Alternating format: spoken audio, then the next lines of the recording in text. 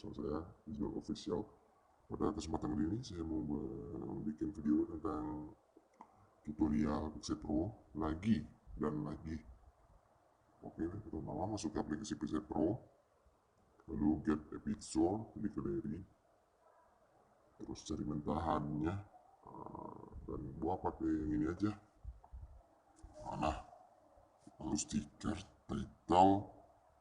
Nah, di sini kita pilih yang ini ya, biar putih polos. Ntar masukkan bahan berwarna putih. Di sini kita masukkan dari kas cowok ini dan ini. Ntar kalau belum ada, aku share di link deskripsi. Kita tulis teksnya Visual Official. Lalu kita perbesar. Jadi ini aja. Nah ini aja. Lalu ini kita klik tulisannya, kita klik. Nah, pilih effects, pilih glow.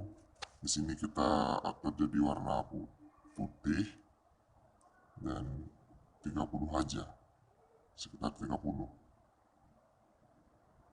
Nah, 30 aja, ayo 30. Checklist lagi. Di sini agak nggak jelas ya tulisannya, tapi nggak apa-apa lah. Ntar mentahan juga aku share di link deskripsi. Lalu tahap terakhir kita ekspor, save picture to album, dan Picsay Pro aja lah. Dah. Oke. Sampai sini dulu video dari saya. Jangan lupa like, comment, and subscribe.